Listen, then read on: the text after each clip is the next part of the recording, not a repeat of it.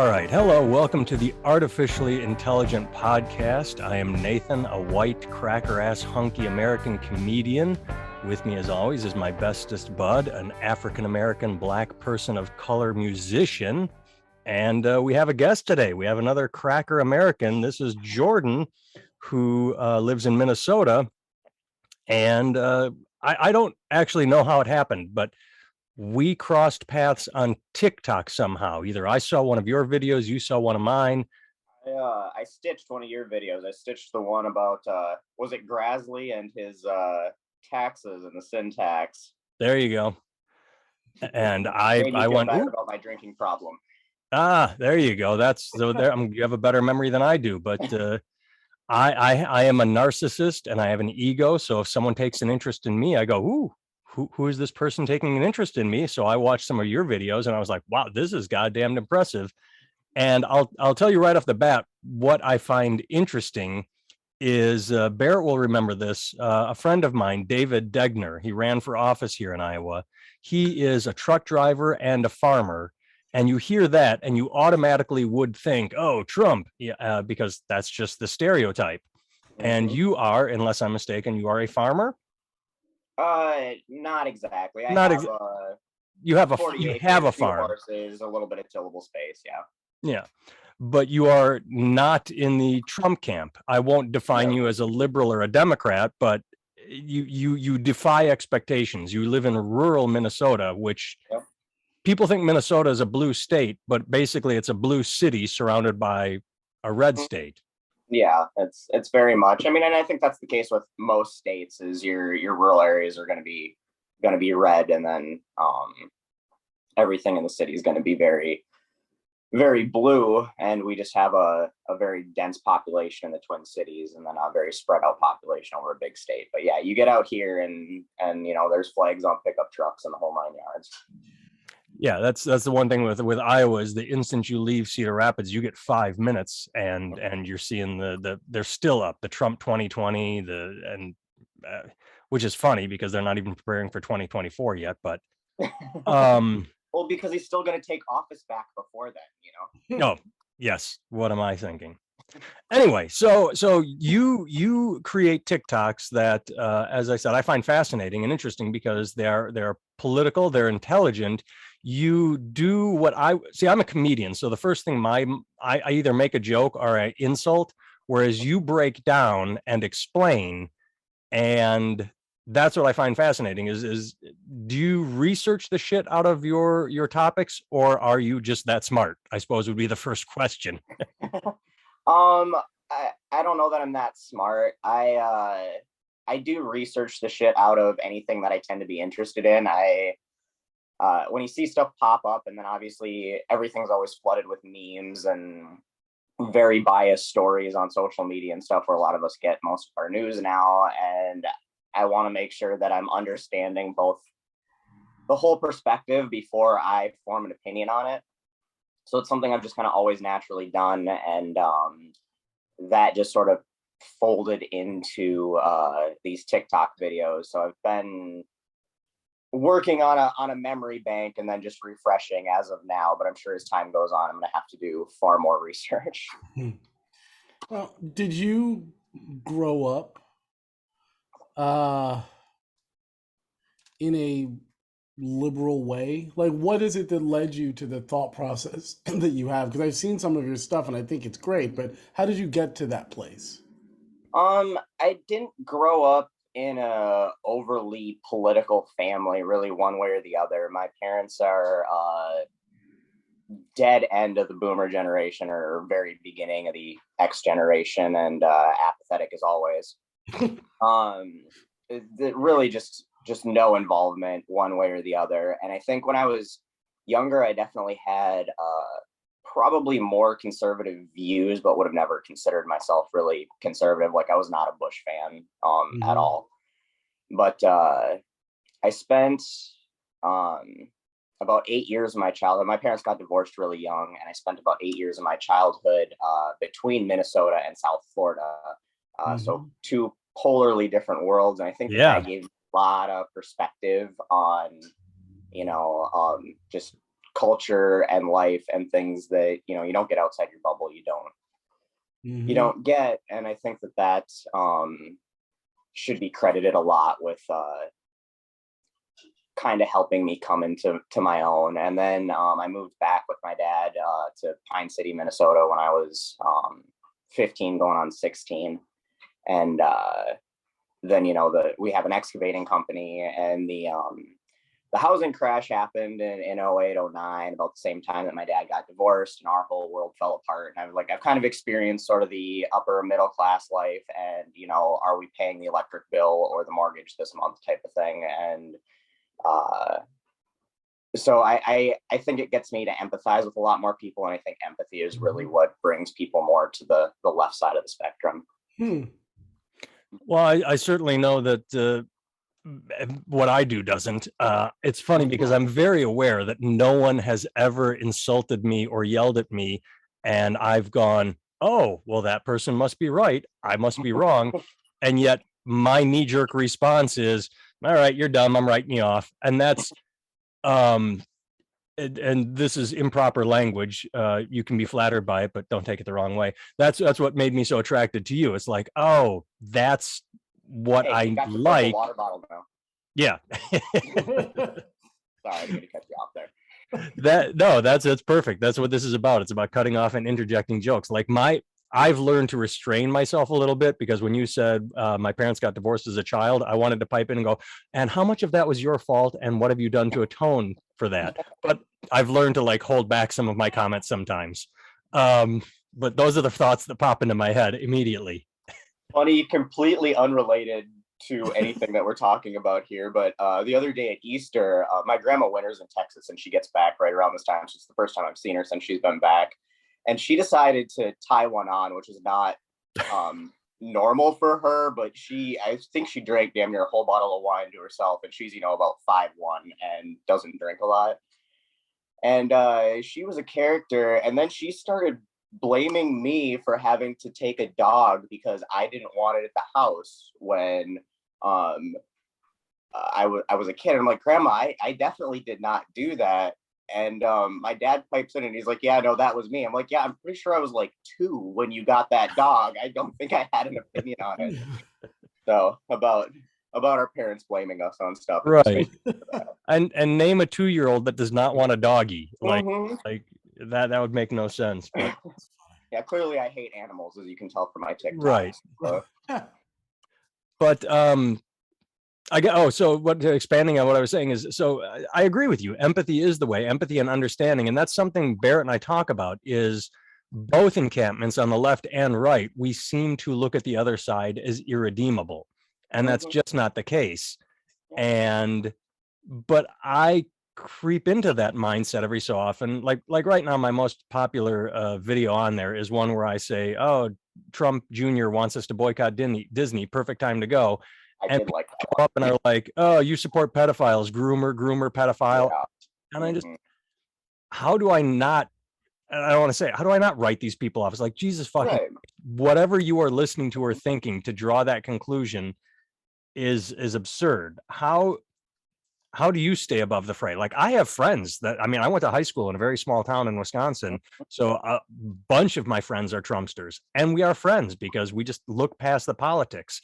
And maybe it's because I have that personal connection with them. But when I see it online, it's just, oh, God damn it, groomer, fuck you. I'm done with, I just. And to a certain, I mean, certain people you're going to have to write off. I mean, certain people are genuinely irredeemable, and I more or less don't engage with them unless it's going to further my own point and use them as an example. And they tend to engage with me a lot less, I think, because I present everything in a very matter-of-fact way, and it's very hard to come out with an emotional response to the way that I try to put at least from my perspective. I think it would be difficult to, because I've had a few of the like groomer comments and dumb shit like that on my Disney video, but it was, maybe 2 people. I've discovered what I do is I've been doing it when I do engage is I just ask questions. They say, oh, so you support, like if they'll just say, fuck Disney. I'll say, oh, okay, why? Oh, because pedophiles. Like, what do you mean? You haven't seen this? And I got one guy, and I usually back them into a corner without Yeah. them realizing it. It just happened the other day. Said, "Oh, you didn't see all the pedophiles arrested, did you?" And I'm like, "I did not." So I Googled, and there was a headline, and that's what I'm going to talk about today. The headline was Disney employees among 108 people arrested. So then you open the article, and it was 4 low-level Disney employees, a lifeguard, a waiter, and the headline gives the impression, oh, Disney employees are grabbing kids out of the park, but they were all using the internet. The internet is much more dangerous than Disney. But so when you keep asking questions, they run out of answers and just start making statements. Well, just because. And that's, I don't know if that's where, yeah, it's frustrating because you're not changing their mind, but they have nothing to offer. No, it's very true. And like I said, that's why I generally will not engage with them. And when I do engage with them, like those offhanded comments, I skate right by, or, I don't know if this is the right way to do it, but there's plenty of fodder within their own party to throw back at them. So you just drop a Matt Gaetz in there, and I have no interest in your opinion. If you can't clean your own house, don't come and pretend like the problems in other people's houses are something we need to address. Well, let's continue down that path, because it goes with, I don't know if you posted it yesterday, but that's when I saw it. The TikTok feed is weird. I think you'd get it in real time, but you talked about young people, Democrats, and Bernie and Hillary, because there was a comment that said 3 Supreme Court justices, way to go, millennials. And you broke that down, and it really resonated with me, because I'll shut up in a second because I'm doing so much talking. But in the last primary, or in the last election season, my wife and I went and caucused for Buttigieg, and Buttigieg came in first or second in Iowa, New Hampshire, like the first 5. And then it got to South Carolina and went, oh, Buttigieg didn't finish first, it's Biden. And then it all went to Biden. I'm like, how? Why? Biden was 7th in Iowa. How do we go through these first 5 states where everybody wants Bernie or Buttigieg, and yet, and what they said was, I remember this, the talking point was Black people won't vote for Buttigieg. And then I heard several interviews where Black women said, don't tell me who I'm going to vote for. Right. But they get this. Black women I know. What's that? That sounds like the Black women I know. Yes. Well, and here's what bothers me, and this is I apologize if it comes off insensitive. The primaries, and I cover this in the video, pay a lot of attention to demographics that don't matter in the way that our election system is set up. Like, the heavily minority populations are predominantly in very solidly red states. So yeah, Hillary performed great among the African American community in the South, and the South voted exclusively for Trump. So what does that help us in the general election? Because the primary takes the least likely candidate to sway swing voters, because the base is what runs the primary. It's the core base is who selects your primary runner in the general, and then the core base is the people who are going to vote for you anyway. It doesn't matter who's in that place, but it doesn't sway the people who you needed, the swing state, the purple states, the young progressives, and those people. And so the way that the primary system is set up, or the way that our electoral system is set up, because it's not based on popular vote, really disenfranchises a lot of those communities. But we focus on the wrong spot with the way it's set up, in my opinion. Well, and that goes to what I said is,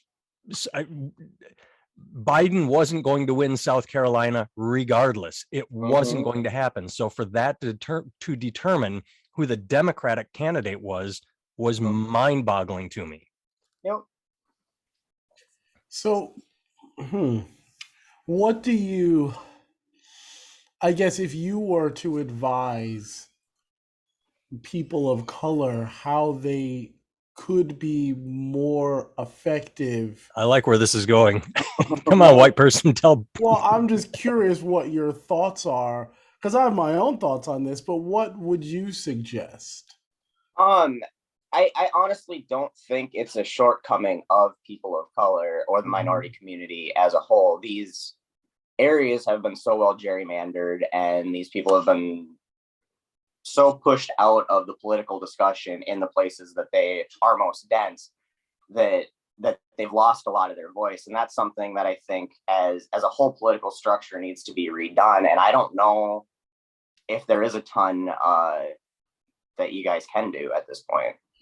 Well, let me bear one quick second. It's funny because that's what's going on with Florida right now. Is everybody's screaming about Disney and pedophilia. Meanwhile, on the same day that fuckface DeSantis to sign that bill, he also redistricted again, and that was the noise distracted from the actuality of disenfranchising votes. Sorry, Barrett, go ahead. But do you think that people don't know this? I think white Oh, people don't know it. I mean, okay. See, like, I feel like this whole kind of, it's like sleight of hand, Mm-hmm. right? Somebody bumps into you and then they take your wallet, but you're paying attention to the bump and, oh, sorry, buddy, not the fact that someone's got their hand in your pocket. You know, it's like, how is magic done? It's like, pay attention to this hand while this hand switches the cards around, right? Like, it's all, but like, these are common practices. And I wonder, do you feel like, see, like the black, and I say this not know, I know about as much about politics as I know about fixing cars, which is pretty minimal, right? Yeah. But it seems to me like middle class and up, like black people who are well to do, Mm-hmm. right? Not even well to do, just middle class and up, right? Are the ones who are being catered to, right? The people, the vast, which is probably only a certain percentage of black people, right? The vast majority of black people are not actually being catered to in large numbers. Do Mm-hmm. you feel that this is the same for the white community? Do you feel like Um, the poorer white people are being catered to other than by Trump? it has been a huge problem. You see, the Democratic Party used to be very much, and in here in Minnesota, it's called the Democratic Farmer Labor Party. Like we Hmm. have our own party that's not technically Democrat, and that's what it came. It was a very pro-union, pro-labor, pro-blue collar party, and that's what got Democrats elected for decades. And you know, the right likes to go on about the elite and all that, the elite liberal coastal state liberals and all that, but they do have a little bit of a point. Like I have another video that's going to be coming out specifically about Hillary and why she was an awful candidate objectively, and not that she would have been a bad president or not that she wasn't qualified, but that she was a bad candidate. Because like that basket of deplorable comments, even though it may be completely accurate, like these are the people that I live around, and you take people who aren't as engaged in politics as I am, and it's like, all right, you called my friends, and maybe I don't agree with them, and I'm on the fence, but you just called my friends, worthless. That's not a good look. And I think that the Democratic Party has really stepped away from that roots of the poorer white communities, and that's why they flocked to Trump. That's why middle class, middle aged white, I mean, women even flocked to Trump, which boggled my mind, but we lost touch. I have two thoughts. One is what you said, baskets of deplorables. It made me think. I remember going back to, you don't insult someone and expect to win them over. It goes back to when Junior called North Korea and the axis of evil comment. Mm-hmm. And tough people said, yeah, we're taking it to them. But smart people said, great, now North Korean state-run television just has to run that quote, and every North Korean will go, why does America hate us? Yeah, and instead of trying to win them over, all you do is and that doesn't work. And the second thought I had was, I just I don't know. My problem is I read books and I hear podcasts and I digest them and go, that's interesting information, and then I can't recall the source. I just sort of retain, so I can't source this. But the Democratic Party is more and more these days heavily college educated. And what Republicans did is they tapped into the anger of Trump himself, said, I love stupid people. But with Democrats saying, we know what's best, we'll take care of the economy, you just do your job. People don't like being talked down to, and Republicans tapped into that anger. It's a very interesting flip from what you said, the working class party to the elitist party. And that's why they lose votes. They don't relate. Sure, they have better economic policies. Sure, the economy does better when Democrats are in office. People don't like being belittled. Yep. I mean, it's interesting because like my position on these things changes over time, but I've talked to many, like I'm in one of these coastal liberal, not states, Mm-hmm. but areas. I'm in Philly, but Yeah, which that's is not on the not, coast. it's well, it's close enough. Like I mean, I'm from Public education. aha, you're funny.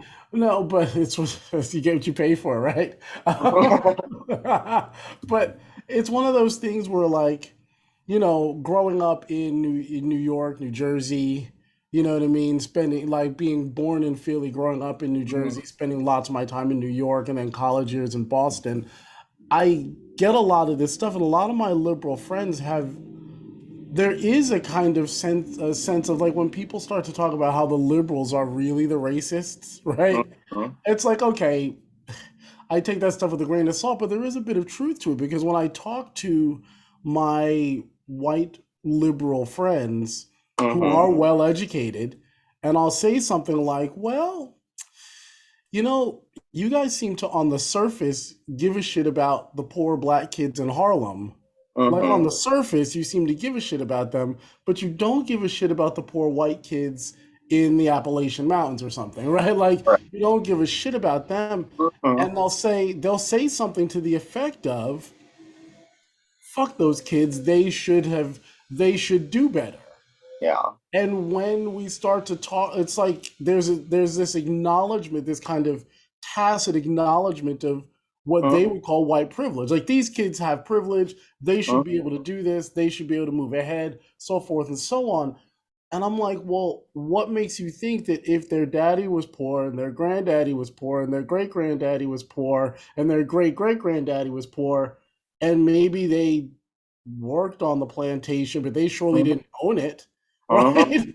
They Yep. were one step above getting whipped, and they Yep. surely couldn't date the boss's daughter either. Mm-hmm. Anymore, like, yeah, they might not have gotten hung if they looked at her, but they couldn't date her either. So there's a distinction between who gets treated better and worse, but I'm not sure that like the conservatives are wrong when they talk about the way that the liberals treat poor white people. Because there is a kind of disdain for it when I hear my liberal friends talk, and I'm about as liberal as the day is long most of the days. But like, I find that the way they talk about the way liberal white people talk about poor white people Mm-hmm. is the kind of stuff that like when I say to my friends, I don't know, maybe not all white people are bad. And then my friends will go, oh, I don't know, man. You don't see the way they talk when you're not around. And I'm like, oh, it's like that. And they're like, yeah, dude, I've heard. And like Nathan, you've said that. You've said things that you've heard when you've heard people say shit that is really fucking racist after Well, and if show. I could interject quick, when you talk, going back to your Appalachia comment and talking white liberals talking, you said they do have white privilege, but they don't have teeth. So Right, exactly. Or But family. Or. well, well, but I think that there is something to be said for that. And so, and I talked to one of my conservative white friends, Mm-hmm. two conservative white friends, and when I would bring up poor white people, my one friend's business owner does well for himself. He said, "You give a fuck about those poor bastards?" Just like that. And I talked to another one of my friends, and he was like, and I said, well, because he made the argument like when a black person gets shot by the police, the whole community comes out. When a white person gets shot by the police, nobody cares.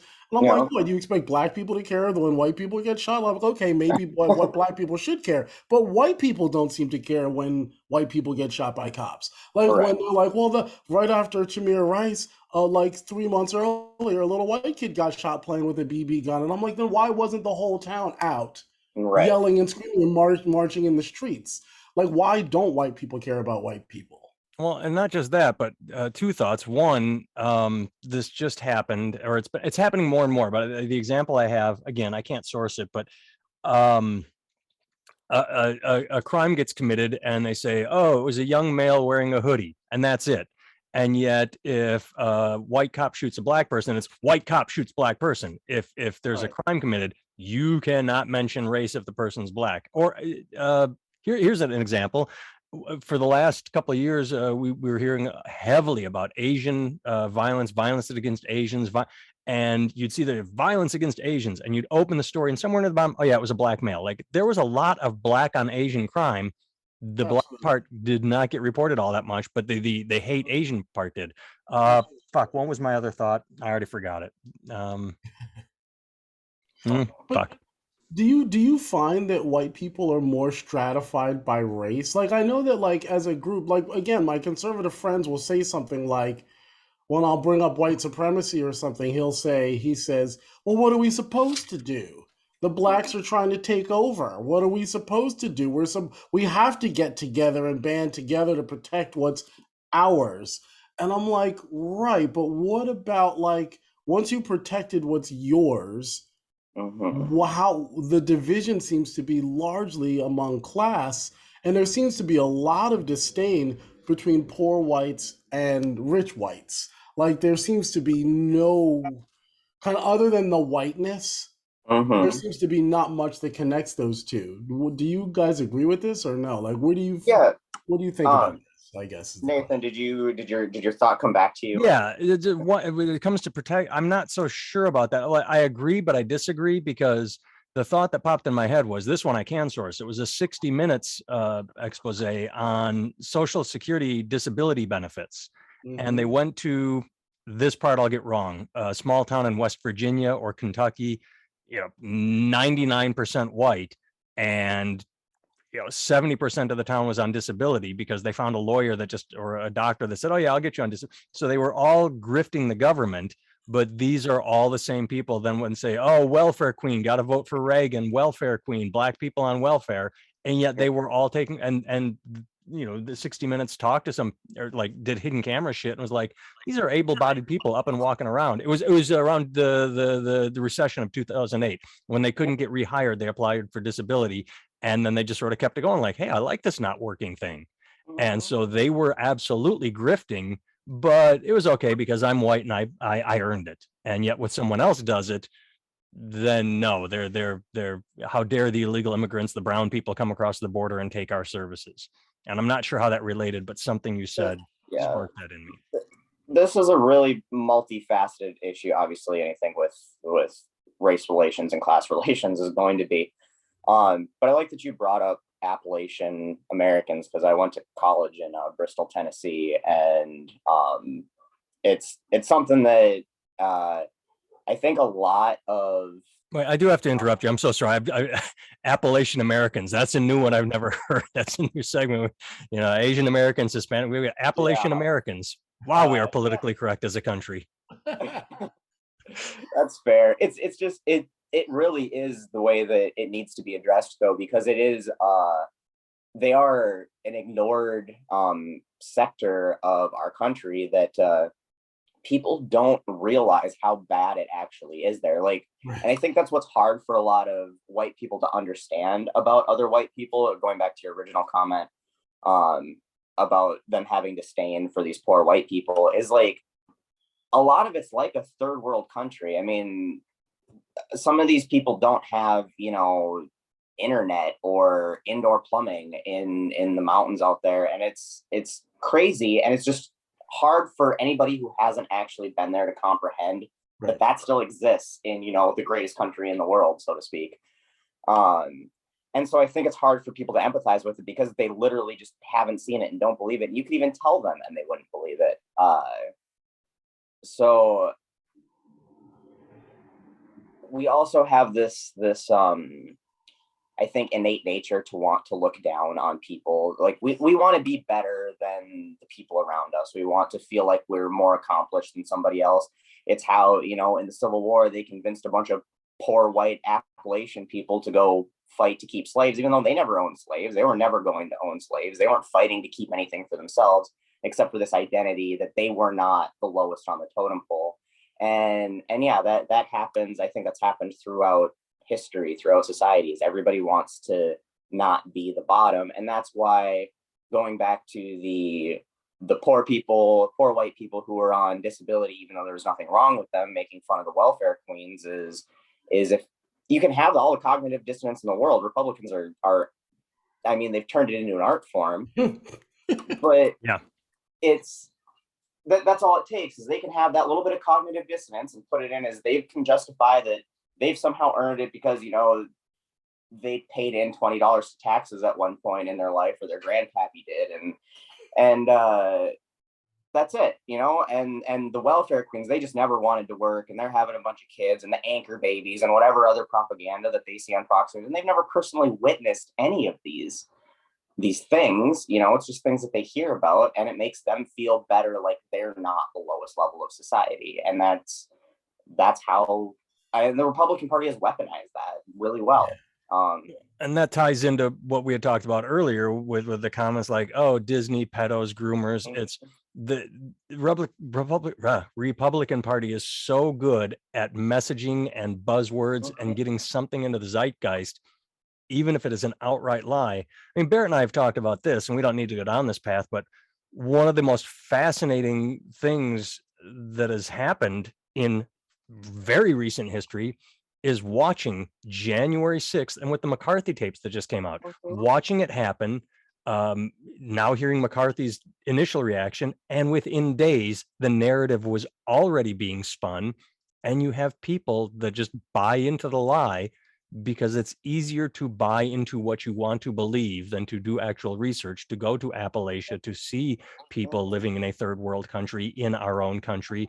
It's easier to believe what you want to believe than to do any form of research, which brings us all the way back to the beginning, which is why I found your videos so fascinating, because, and I asked, do you research these or are you knowledgeable? Because, I mean, as you said, you break it down point by point. You people can criticize or they can be angry, but whereas I present something flippantly or with a joke or a fuck you, you are straightforward and like, look, bam, bam, bam, bam, bam. If you see it differently, come at me and we'll dialogue. And I've said that too, but it's also with a snark. But I mean, there's plenty of snark in my videos too, and more than my fair share of fuck yous. So yeah, it's it's not that. I think it's inherently important, at least to me, in the way I present things, because it's the way that I formed my opinion. Is we all have an emotional response when we see something. We have an emotional response to it immediately, especially divisive topics. And human nature is to go find your confirmation bias to justify that emotional response. And that's why you get these people who are on welfare talking shit about welfare queens that they've never seen or met in real life. But the way that I've formulated my worldview is every time I do that, I put my emotional response on the back burner. And I'm like, I'm going to go figure out and try to understand this and disseminate this as best as I can, just factually, and then allow my emotion to come back into it to understand what it means to me morally and ethically, instead of trying to backfill that. And both parties do this. absolutely. That's not something exclusive to the right. I mean, they do it a lot more, I feel like, but it's definitely not exclusive to them. Let's talk about your TikTok videos for half an hour. Barrett, go ahead. David had something to say there, I think. Well, I mean, I hear what you're saying, and I agree. My honest feeling as a self-described liberal, lifelong Democrat, right? Largely for the same reasons that the Republicans attack Black Democrats. Ultimately, we're like, listen, like, I'm a Democrat because my parents were Democrats, Right. and their parents, and you know what I mean? Like, that's ultimately why, is I just grew up in that household, and to me, Republican was kind of synonymous with racist. Right? Like, that's just how I grew up. Republican was just another word of saying racist, right? And I don't know that that's true or not true, but that's how I grew up, right? I mean, it's not. When I look at what's happening with the Democrats now, though, they seem to be using all the tools of the Republicans to get ahead. And there's a very I don't know who said it, but it's like, you can't dismantle the master's house with the master's tools, right?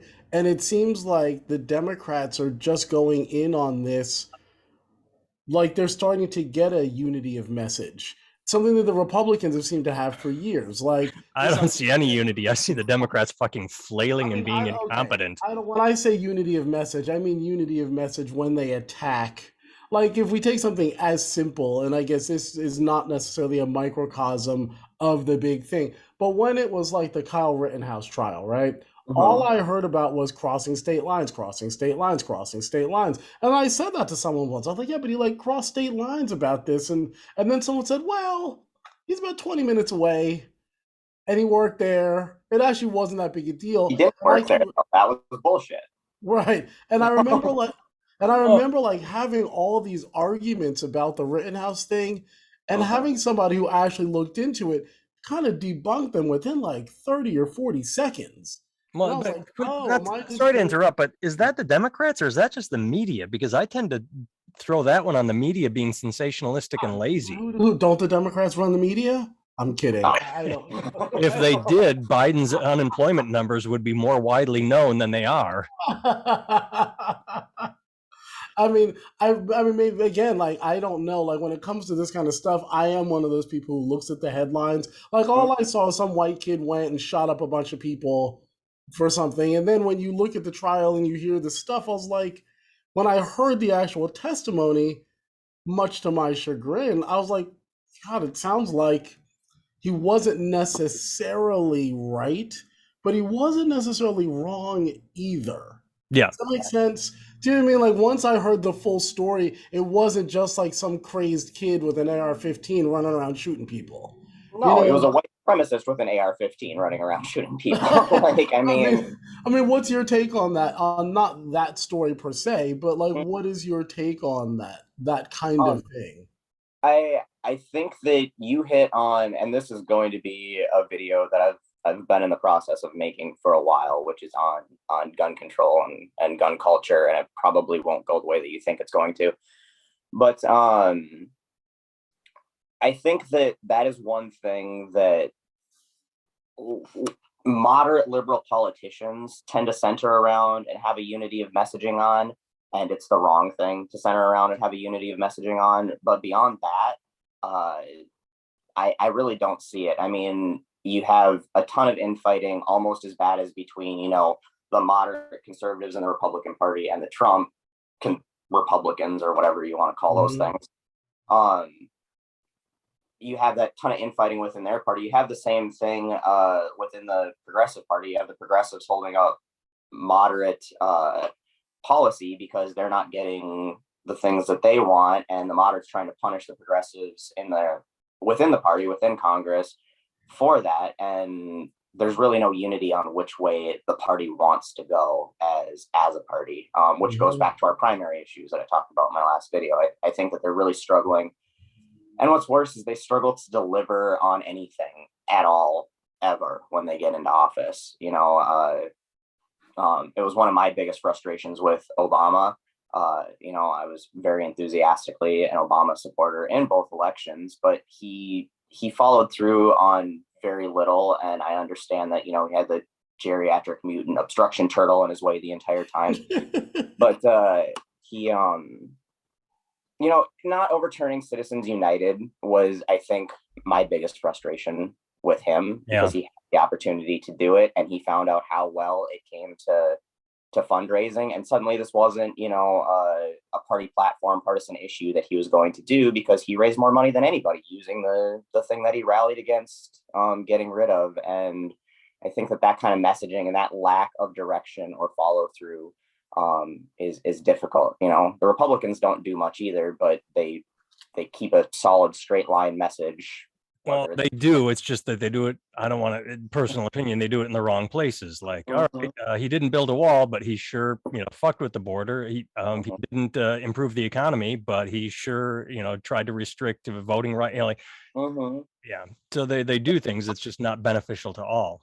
Right. Well, and I mean, looking at our judiciary now, they've been incredibly effective at strong arming their way through all the ranks from SCOTUS on down. So, I mean, yeah, they can be effective where they want to be effective, but they can also be incredibly ineffective because they had every branch of government for 2 years and accomplished next to nothing, which Well, same thank here God, for thank the last God. 2 years. Yeah, exactly. Yeah. But that's been the MO for Democrats for, I mean, I think Clinton was an effective president. He wasn't very liberal, but he was effective. But I think that that's really the last effective Yeah. Democratic president that we had. And I should give credit. I mean, the Affordable Care Act was a huge accomplishment considering the conditions it was working under. It definitely wasn't what any of us wanted in the end, but it's better than what we had. And isn't it baby steps towards something better? I mean, a complete overhaul would have, I don't want to say a shock to the system, but people don't like change. People like they like the Titanic. It's big, it's smooth. Mm-hmm. You just got to wait for that iceberg to get hit in order for change. But they people like incremental change. They don't want big change. So Affordable Care Act, a baby step. Let's put on our future goggles. Let's look at the 2024. I saw a tweet from Andrew Yang the other day who said, if it shapes up to be Biden versus Trump, this number of people say they will take a serious interest in a third party.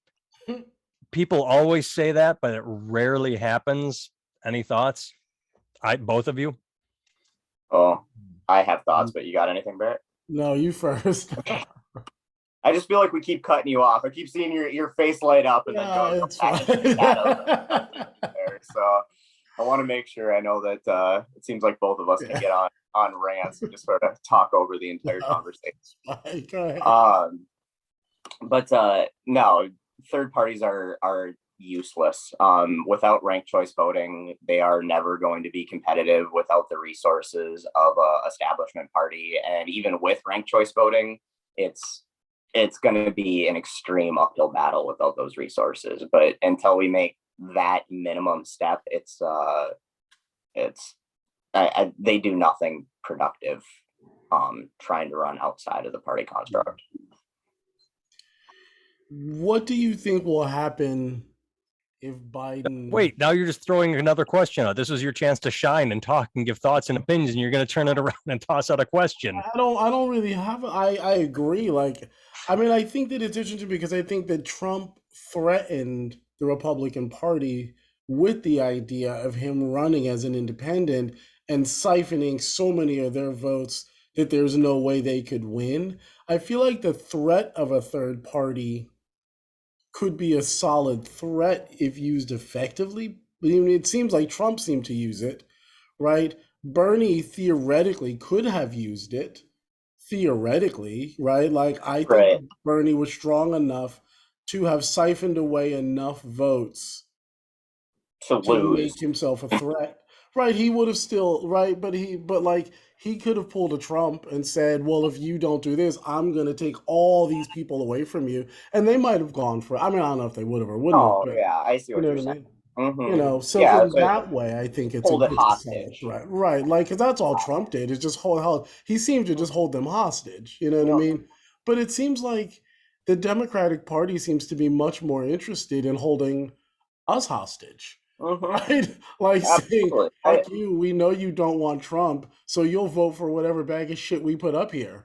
Do you know what I mean? That's what they seem to be holding us hostage, not other people, you know? That's been their party platform though for decades at this point. I mean you think about the dumpster fires that bookended Obama's presidency. And that's how they ran out. Until Trump, we could not have had a worse president than W, you know? And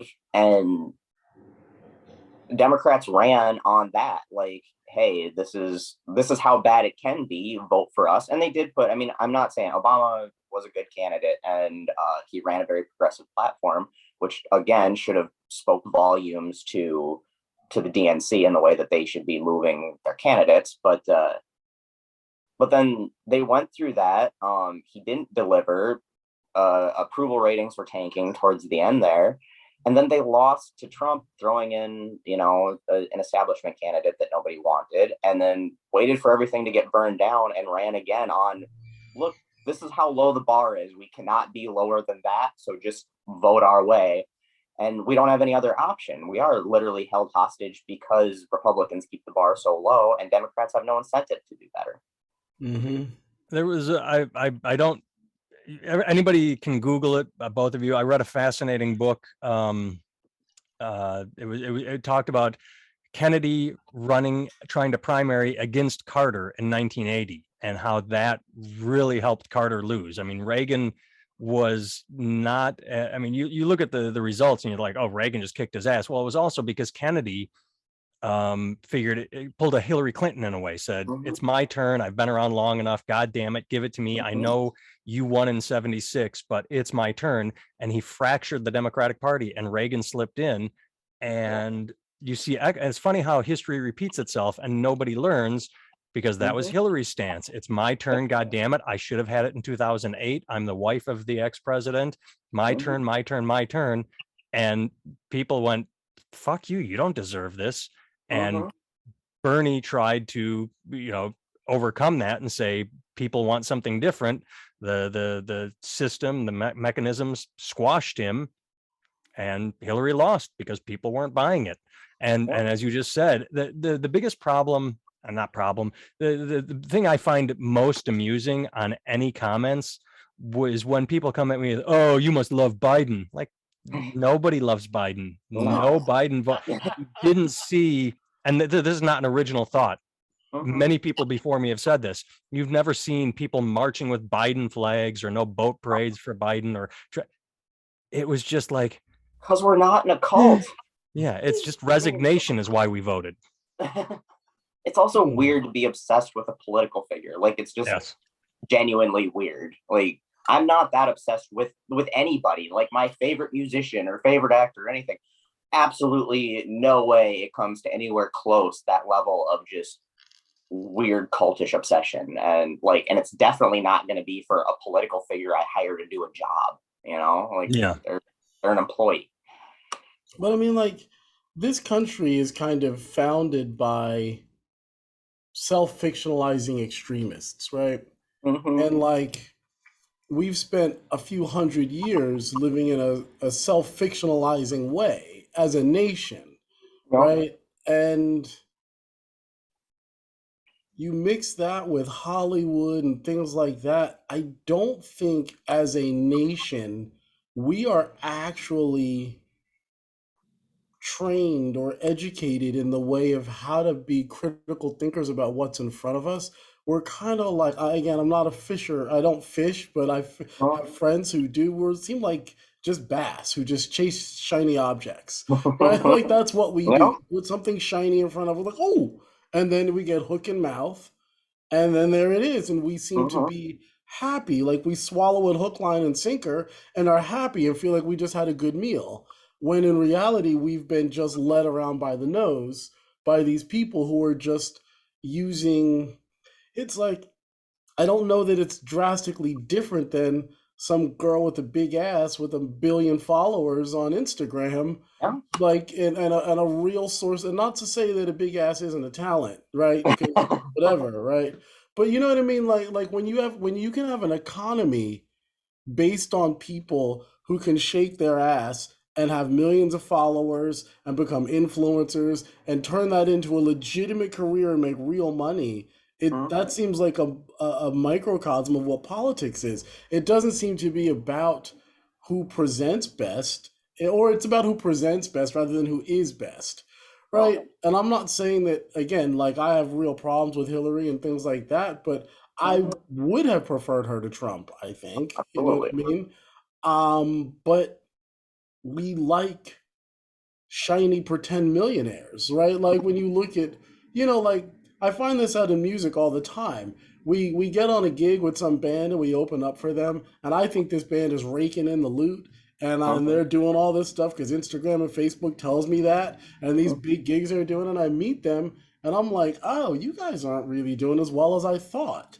Like, it's all smoke and mirrors, and it seems like we've built a whole culture on this kind of self-fictionalizing idea, and as long as we don't call each other out on our bullshit, everybody can get away with pretending that it's not all smoke and mirrors. And politics seems to be no different, but it seemed to not be like that up until like the 90s, I'll say. I don't know if that's true though, but I agree with you 100%, but then I will pivot back to Reagan. Okay. So he was 80s. a movie star. Right, right. Ironically, That's true. the party that always says that the celebrities need to stay out of politics are the ones who keep electing celebrities. But It's funny. Well, there's a great documentary, Barrett, you can watch that talks about how far back corruption goes. It's called Used Cars, Uh-huh. and it's got a Oh, character named Kurt Russell in it, and oh, there it he is. runs for office. Oh, yeah, knucklehead. Oh, it's so good. I'll just say this quick, and then I'll let Jordan speak. If you want to feel bad about shiny objects and who's doing well, 2 days ago the headline was, and I clicked the headline and I read the Cash Me Outside girl is worth $50 million. Yeah. Well, So is that really true? that's really true. She Right. she Like, has been on OnlyFans raking it in for years, and yeah, the Dr. Phil Cash Me Outside girl, now, $50 million. is that American entrepreneurial spirit? Fuck no, it's Or is Americans that being stupid and bullshit? giving her money. But I I mean, mean, she's an entrepreneur. She set up an OnlyFans page, and dumb people said, "Yes, I want to support that." but isn't that her? But again, we get down to this. Isn't that her right? As an Sure, I'm not angry at her for being worth you know 50 what I mean? million.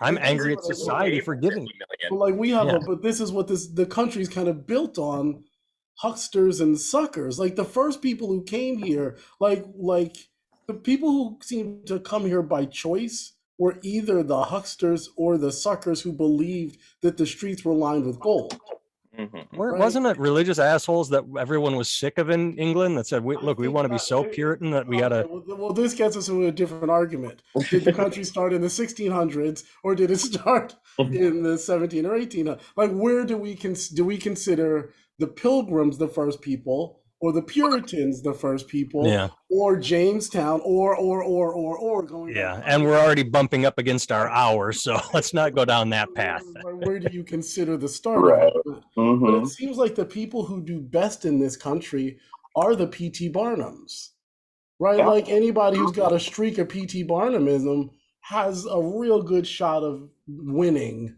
If this is a game, they Absolutely. have a real serious shot of winning. And people who don't have that have a real serious shot of getting suckered, right? Yep. Like if you're looking around to see who the mark is, it's you. If you can't Mm-hmm. tell who it is, it's you, Yep. right? You know. Anyway, I'll stop talking because No, I'll take us on a tangent train. So it's a great point, and our Which would country. normally be fine, except as I said, we're bumping up against an hour. So yeah, otherwise good. That's why I said nope. We're not going down American history. well, yes, what were No, you gonna say? it's an excellent point, and it's. I mean, our country is built around celebrity worship and around shiny objects. You're spot on with that. I mean, ask any American what they know about our own history or world events or anything, and if they can tell you anything, it ain't going to be very in depth. Because we're focused on what's right in front of us and what feels good. What's the cheesecake of society, and that's all we eat. Yeah. Well, and it is interesting that we are focused on celebrity because celebrity is now changing. There's a YouTuber that I follow. I think it's the only YouTuber I follow. He's called The Critical Drinker, and he does movie reviews, but he also incorporates societal reviews. And he did one on the death of the celebrity recently, which I found fascinating, talking about how social media exposed celebrities. Mhm. We used to build them up like, wow, they're so glamorous, and now that they have Twitter and TikTok and they speak and they tweet and we're like, wow, they're really fucking annoying and stupid. Mhm. um the celebrities are now us. It's not, but it's the Cash Me Outside girl, it's the everyday, it's the TikToker that can shake her fat ass. It's Yeah, celebrity worship is changing from the elevated to the common person, and I Trump mean, tapped into that. but let's just take what you two do and arguably what I should be doing on Yeah, TikTok. I followed you today when you watched the TikTok I sent you. It said King, and like, oh, follow. So I'm your second follower, and you've Yeah. posted nothing. You don't even have a profile picture, but yeah. But isn't like I was thinking about this the other day because I did a gig and I was thinking to myself, the fuck are we doing? Like there's so many bands out there, all of them are doing their thing, and everybody's got a shtick, and it's like fuck me, man. Like there's 1,000 people who do what we do. But then I realized I was snatching tour dates like venues off this guy's website, and I was like. I went to his thing. He plays all the same kind of rooms we do and stuff. And I went to his thing and he's got like 50,000 followers. And I was like, right, like, but that's a living. Do you know what I Mm-hmm. mean? Like, if he gets 50,000 people to spend $100 a year on him between merchandise and ticket sales, Mm-hmm. that's a lot. That's a real income. Like, he's Yeah. making real money. Like, because Mm-hmm. you don't actually need, like, I feel like Tom Cruise needs the world to love him in order to make the money he makes, right? Mm-hmm. But, like, but not now, right? No. Like you guys could completely monetize what you once you get up to a certain number of followers, you can monetize it and you can make a living off 10,000 people. Like 10,000 like-minded people will I don't know keep about that because I'm at 25 and you well, know, I mean, you all post something, right, it's like, all right. ooh, 20 It's views. I'm like, I mean, like, let's call it like true fans, right? yeah, that's what I'm saying. Like Yeah, if you, but you if need you, 100,000 people to have 5,000 of them right, really but interested in if, you but if because you most can get are, that, just like, oh, that's interesting. Like, oh, I'll follow, but then they're right. gone. But I mean, but right, but if you can get to, let's say, 10,000 legitimate people who actually would come see you perform and buy Mm-hmm. your merchandise and support you, you can make a real living. And so you don't actually have to be a celebrity anymore. You don't need the whole Yeah. pie. You can just be famous in your little world. And the internet has seemed to create a place that doesn't have to be the world. It can just be you can create a 10,000 person echo chamber. You know Oh what I yeah. mean? And make a living doing what it is that you do. And No, isn't that's that the hope. but isn't that right? Like, so at the same time, we're rallying against what it is that people do. And we're also we're utilizing the same techniques that everybody else is utilizing to get our little piece of the pie.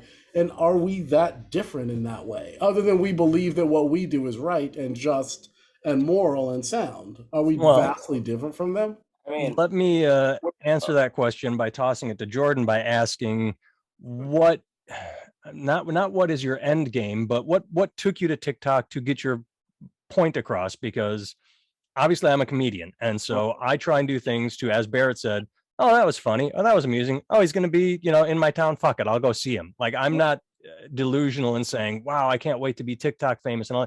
My hope is literally that enough people go, oh, he's going to be 10 minutes away, yeah, I'll go spend $10 on him. Like, that's my end game. TikTok's the What on ramp to your website or your Yeah, calendar. Right. is the hope is that there is a minor interest in what I do because of something I said. What is your what just to get information out there, or you wanted to go ahead? it was a complete accident. I despised the idea of tech. Like I'm really a grumpy old man at heart. I was like I've always been begrudgingly dragged into the next form of social media. I was like the last person on MySpace just sitting there by myself. Go ahead. I didn't join TikTok until December. Like, I'm only a few months deep because I kept like, Oh, oh, it's for the kids. Fuck this. I got angry jumping from MySpace to Facebook, and I would watch Vine come and go, Periscope come and go. I watched and I'm like, okay, TikTok's gonna come and go. Snapchat, fuck that. I don't need it.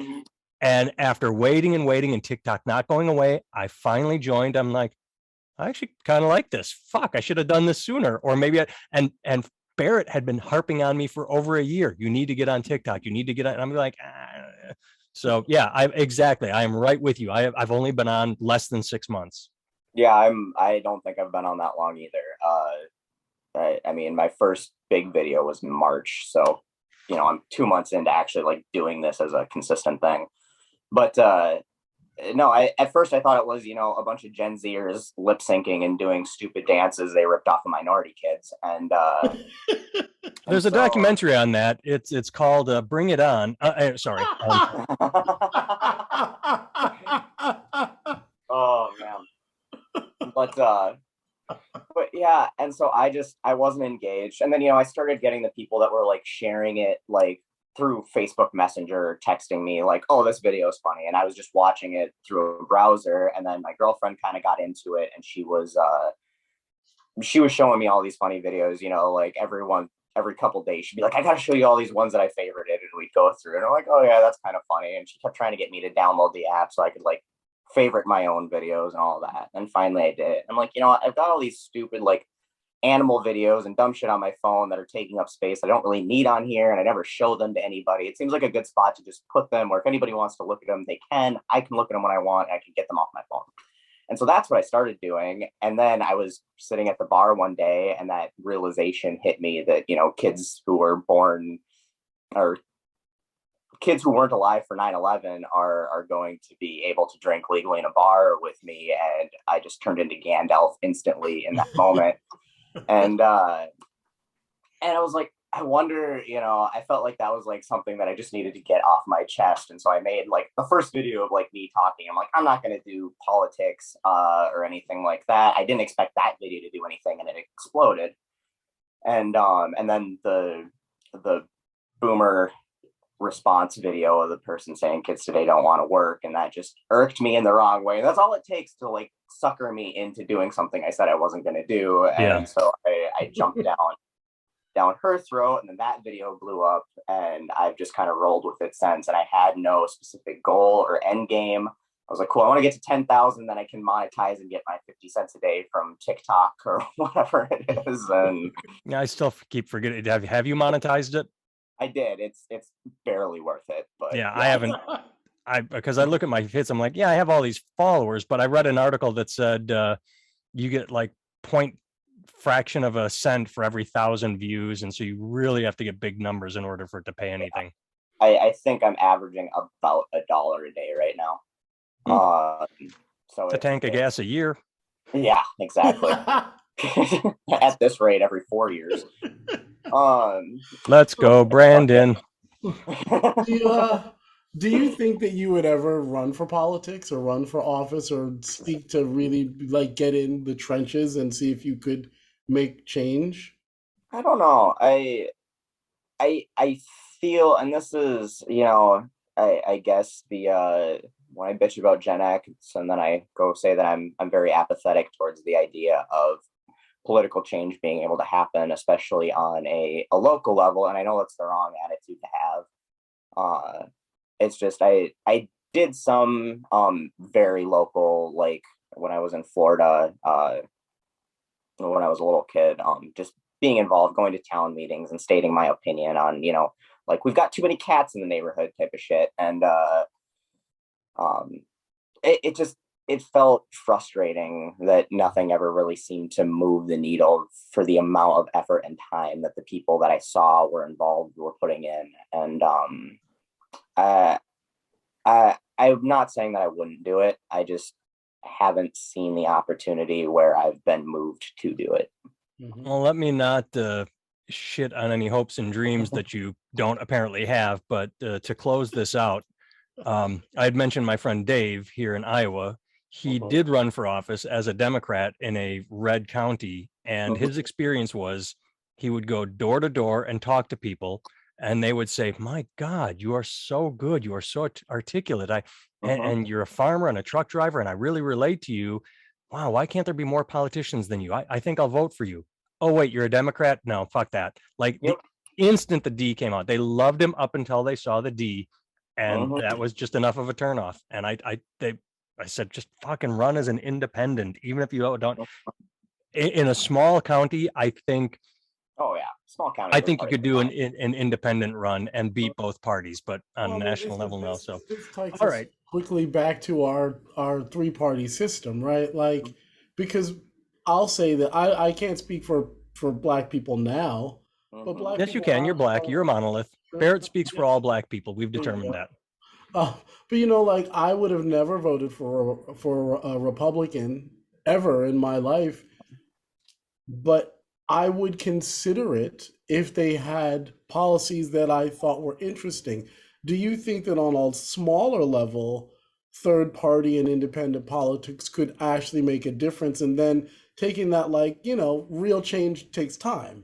Do you think that we could start on a local level with independence, and then over the course of a decade, maybe not us, maybe not even our children, but maybe our children's children would be able to have a different kind of system of politics if we just took a 20-year view of things instead of a 20-second view of things? Sure. I think that is possible. I mean, and you look at like Bernie Sanders is an independent on the federal, he's in the Senate. It can be done. It's very hard to do. And I think the problem with that 20, 30-year view is that needed to happen 40, 50 years ago. We are past the point of certain things. I mean, it's a do or die moment on things like climate change. You know, it's a do or die moment on things like political reform, because can you imagine if Trump had more than a double-digit IQ and just a monarchism of charisma? You know, he laid the blueprint out, and the next Trump will not be mentally challenged. Like DeSantis. Yeah. Right. And that's the issue is the next one. You know, they have everything, all the pieces are there to put together, you know, make January 6th successful next time. And we're past that point where, you know, incremental change is going to do anything. We're either going to die in forest fires and flooding, or we're going to be, you know, North Korea.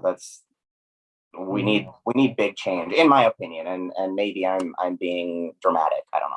Well, they say the two things, the on that happy note, as we close it, they say the best time to plant a tree is 20 years ago. The second best is today. So I will put a graphic on the screen. Off Jawagon, is that correct? Is the Twitter handle? Do you spell it out so that for people that are listening, this comes out both video and audio. So for people watching, they'll be able to see Off Jawagon. But is there a hyphen or an underscore? Yeah, it's OFF_JAWAGGON. There you go. Barrett can be found at antargoodwin.com. He is the musical director for the Katie Henry Band, which can be found at katiehenrymusic.com. This summer, they will be touring behind her latest release, On My Way, which made it into the top 10 of the Billboard charts. Yay! Unfortunately, because they don't plan things well, they will be in Wisconsin 2 hours away from me on a day when I have a fucking wedding that I've already committed to. So coming all the way from Philadelphia, 2 hours from my house in Prairie du Chien, Wisconsin, and I won't be able to go. Yes. I can be found at nathantimmel.com. You can find links. I'm in the 22nd century. Is it 21st, 22nd? Wherever we are on my website, I added a menu item that says Linktree. So the Linktree that all the kids are into will take you to my TikTok and Instagram and Twitter and all the goddamn places I have to be because I'm desperate for attention. All right. It also take you to the audio version of my book, We Are 100, and you can buy the paperback and the hardcover and the Kindle on Amazon. People like it. It's a good book. It's a year old. My baby's a year old. I need to write another book. I need to do something. I got to stop selling the old shit. All right. Jordan, thanks for joining us today. Yeah, man. Thanks for having me. This was fun. Yeah. And this is my first podcast. You popped my cherry here. Yay! And we didn't even get to talk about things. You'll have to come back because there were so many more things I wanted to talk about. Very quickly, your uniform. Did you just fall into that because it's your work clothes, or did you suddenly realize, you know what, if I maintain a consistent look, people will grow comfortable with that? Or is it just because that's what you wear to work? The first video was what I was wearing, and then a couple people commented on it and seemed to like resonate with them. So I'm like, well, I might as well keep it consistent. So yeah, now I wear it. You know, I wore it all the time anyway, but now I make a point to wear it. Yep. All right.